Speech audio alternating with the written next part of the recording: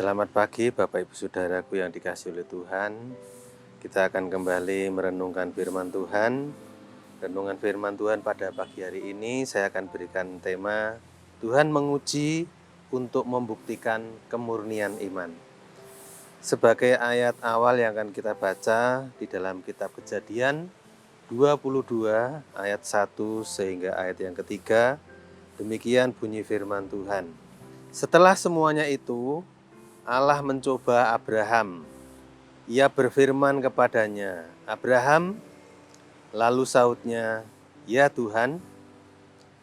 Firman-Nya, "Ambillah anakmu yang tunggal itu yang engkau kasihi, yakni Ishak. Pergilah ke tanah Moria dan persembahkanlah dia di sana sebagai korban bakaran pada salah satu gunung yang akan kukatakan kepadamu." Keesokan harinya pagi-pagi bangunlah Abraham. Ia memasang pelana keledainya dan memanggil 2 orang bujangnya beserta Ishak anaknya. Ia membelah juga kayu untuk korban bakaran itu. Lalu berangkatlah ia dan pergi ke tempat yang dikatakan Allah kepadanya. Amin. Bapak Ibu Saudaraku yang dikasihi oleh Tuhan, Kejadian 22 ayat 1-3 ini Tuhan membawa Abraham untuk membawa Ishak anaknya supaya dikorbankan di salah satu gunung, yaitu yang bernama Gunung Moria. Salah satu hal yang paling berat ujiannya di dalam Alkitab itu adalah ujiannya Abraham. Mengapa demikian? Kita akan menyelidiki Kejadian 22 ayat 1-3 ini. Ada 3 hal yang akan kita renungkan. Yang pertama, ujiannya Abraham ialah Allah menguji Abraham, mencoba Abraham. Sebetulnya kata mencoba dalam terjemahan aslinya menggunakan pengertian menguji untuk membuktikan. Tujuannya ujian itu bukan untuk menjatuhkannya, tetapi untuk membuktikan dan menguatkan iman Abraham. Bukan justru sebaliknya. Ujian itu akan menguatkan iman. Ujian itu akan membangunkan iman. Tujuan ujian itu adalah untuk memurnikan iman. Tuhan dalam permintaannya sepertinya bagi Abraham tidak masuk akal. Firman Tuhan berkata, "Ambillah anakmu yang tunggal itu yang kau kasihi, yakni Ishak." Inilah Ishak, dikatakan firman Tuhan, anak perjanjian. Anak yang telah ditunggu selama 25 tahun. Anak yang melaluinya Abraham diberikan janji semua bangsa akan mendapat berkat. Tuhan sepertinya meminta, "Serahkan anak perjanjian itu kembali kepadaku." Ini ujian yang pertama, menyerahkan sepertinya apa yang pernah Tuhan berikan, yang terbaik. Jadi apa yang Tuhan berikan kepada kita bukan sebagai hak milik, tapi sebetulnya itu titipannya Tuhan. Tuhan sekali waktu minta dan kita hanya bisa berkata, "Terpujilah Tuhan yang memberi, Tuhan yang mengambil." Sebetulnya itu yang Tuhan kepingin kita meresponi. Apapun yang Tuhan minta, kita berikan. Sepertinya gampang. Tapi kalau hal itu tidak masuk di akal, bahkan sepertinya mustahil, apakah kita masih bersedia memberikannya untuk Tuhan? Tetapi Abraham belajar, dia memberikannya dengan tulus.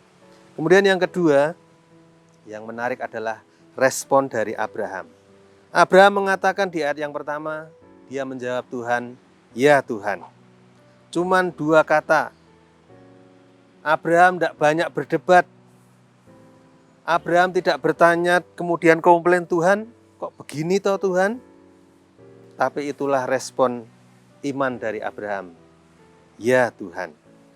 Abraham benar-benar mengenal siapa Tuhannya, siapa yang dia sembah.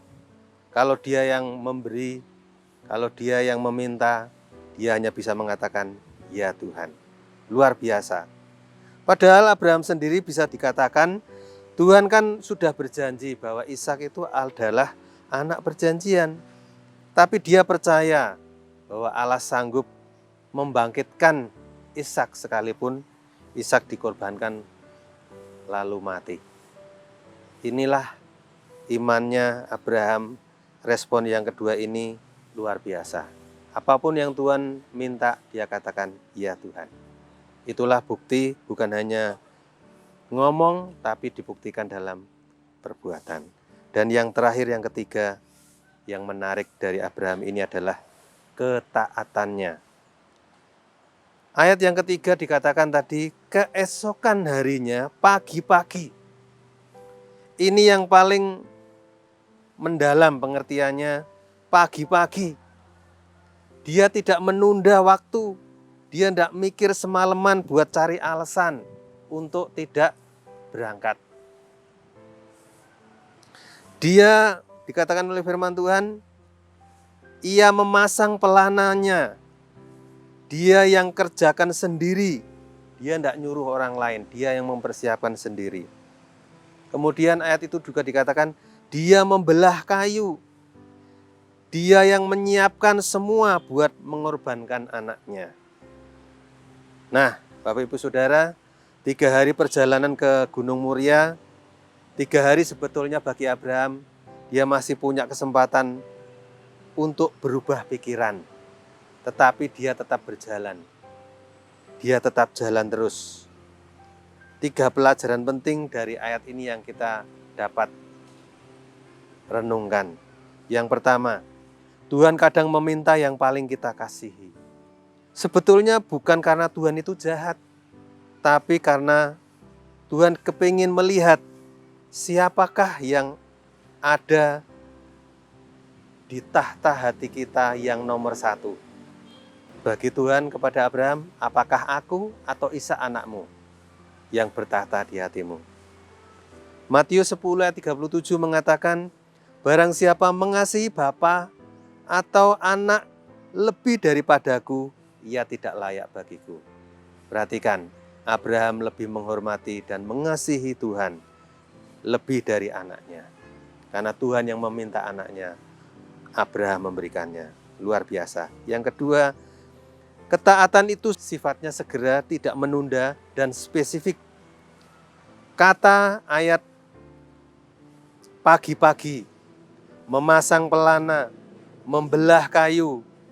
Ini iman yang dibuktikan melalui tindakannya Abraham. Abraham bukan hanya percaya di mulut, tapi juga di hati, dimunculkan dalam perbuatannya. Dan yang paling menarik adalah setiap ujian mendahului promosi. Jadi ujiannya selesai, pasti ada kenaikan. Setelah lulus ujian ini, Tuhan bersumpah kepada Abraham bahwa ia adalah bapa orang percaya. Tuhan bersumpah memberkati Abraham. Dan kita tahu kisahnya di Alkitab. Di gunung yang sama, di Gunung Muria, 2000 tahun kemudian, Allah Bapa juga mempersembahkan anaknya yang tunggal yang dia kasihi buat kita semua. Ini gambaran paralel yang luar biasa. Abraham menyerahkan anaknya Ishak untuk dikorbankan. Bapak mengorbankan anaknya yang tunggal di gunung yang sama untuk kita. Luar biasa.